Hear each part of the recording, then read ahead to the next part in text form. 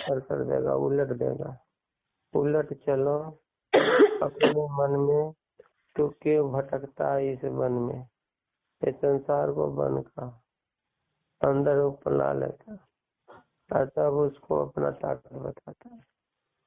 तो इस ताकत को न कोई ये संसार में लेनदार है, देनदार तो खड़ा है, लेनदार के पास जाओ, तुम इसको ले लो, कोई लेने के तैयार नहीं। आता है वो ये करो, वो उल्टा ही बोलते हैं, सरकार मेरे को ये काम करनी है, मेरे को वो काम करनी है, दया कर देते। गुरु महाराज कहते थे ये कचरा उठाते उठाते जिंदगी बीत गई, फिर मानव तन पाया, फिर वही कचरा, वही बदबू, गंदगी उठा रहे हो। गंदगी उठाना भंगी का काम है, लेकिन तू क्यों भंगी बन गया, तुम इस गंदगी को क्यों उठाने लगा। तो ऐसी बात, तुम हीरा हो, हीरे के परख करो, हीरा की खान में जाओ और जितना हो सके हीरा ले आना और संसार को देना शुरू। तो आज का दिन बड़ा पवित्र दिन है। आज के दिन में मीठा खाओ। मीठा का मतलब क्या होता है कि महात्मा ने एक तरकीब निकाला कि मीठा शब्द कहने से उसकी व्याख्या करो तो ऐसा लगता है एकदम कोमल है। तो मनुष्य को भी वैसा ही कोमल बनना चाहिए। आज के दिन मीठा खाओ, संकल्प लो कि जैसे ये कोमल है, इसकी कोई गुण अवगुण नहीं, गुणागुण रहित, वर्णन कोई नहीं कर सकता। तो ऐसा ही मेरा भी मन और शरीर दोनों ऐसा बन जाए कि इसकी वर्णन कोई नहीं कर सकता। तो ये सब चीजें संसार में महात्माओं ने जीवों के कल्याण हेतु लाया, लेकिन जीवा भागा क्या समझे। उसको तो बरसों से कूड़ा खाने की आदत है, जिंदगी भर कूड़ा खाया, कूड़े पर सोधा, और जब जाने की बारी आई तब कूड़ा को बांध कर ले जाने की तैयारी कर ली। कुछ नहीं, जब इसको त्याग दो, जब इसको छोड़ दो तो अपने घर को जा सकते हो। और वो कौन, वो आपका मालिक आएगा, लेकर जब जाएगा आप समझोगे कि मेरे को कहाँ ले जा, वो अपने विमान में बिठा कर छुप के लेकर चला जाता। ऐसे जगह ले जाता है कि वहाँ कोई नहीं, बस वही रहता और उसका शिष्य रहता, दो ही रहता, दूज एक हो जावे, वो दोनों जाकर एक हो जाता है, विलीन हो जाता है। जैसे स्वाति का बूंद बारिश गिरता है नदी में, खेत खलियान में, वो पानी जाकर किसी तालाब में, फिर वो तालाब से सूख कर ऊपर चला जाता। और ऐसा ही है शरीर रूपी चादर के अंदर, वो मन रूपी और आत्मा रूपी प्रकाश इसमें फैला है।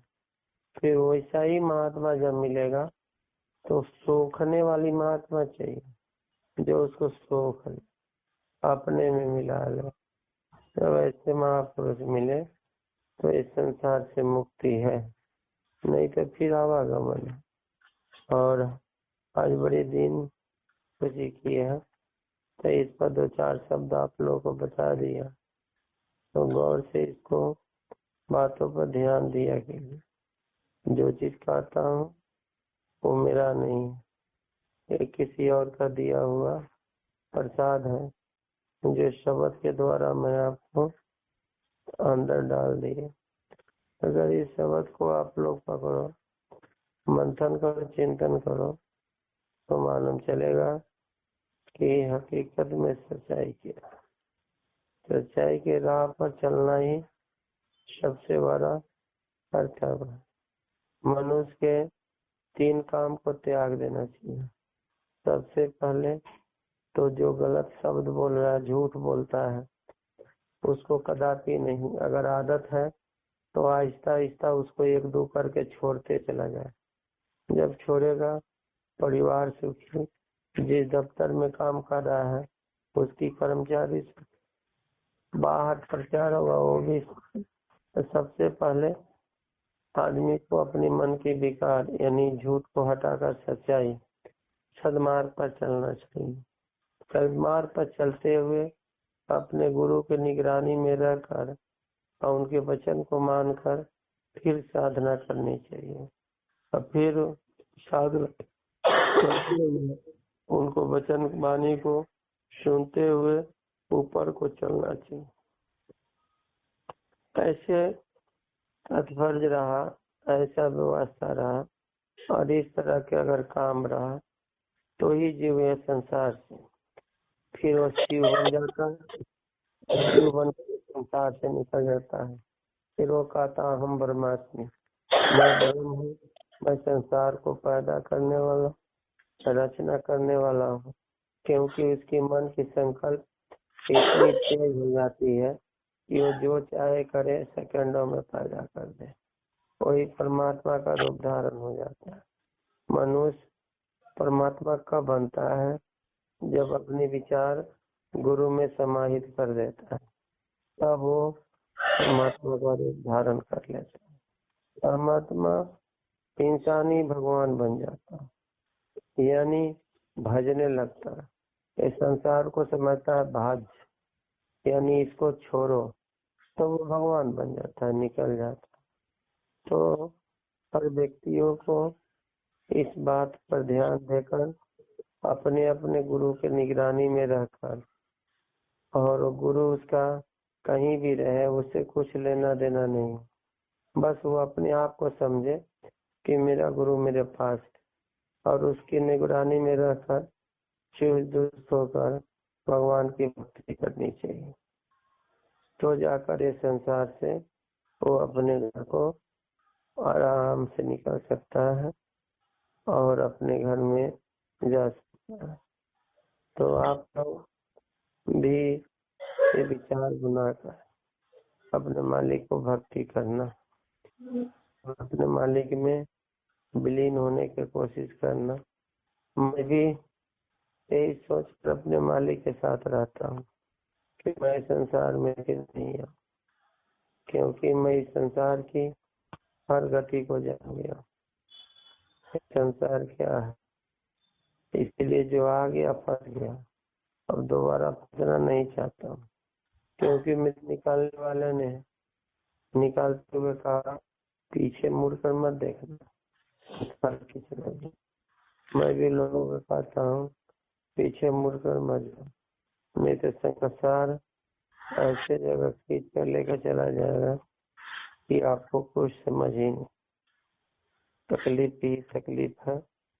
ये महात्मा ही है जो ये तकलीफ दुखों का निवारण शांति देता है, शांति प्रदान करने वाला।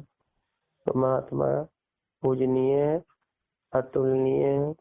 जो भी आप शब्द भाषा समझ लो वो सब उसके सामने छीन है, तुच्छ। ये जीवा से कितना भी अपने गुरु की वर्णन करो ये सब तुच्छ ही है। इससे ये गुरु की वर्णन जीवा से नहीं, गुरु की वर्णन ख्यालात से करो।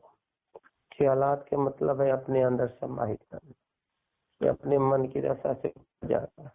24 घंटा ख्याल में पड़े रहना, मेरा गुरु मेरा गुरु मेरा गुरु ऐसा है, मेरा गुरु ऐसा, मुझे इतना।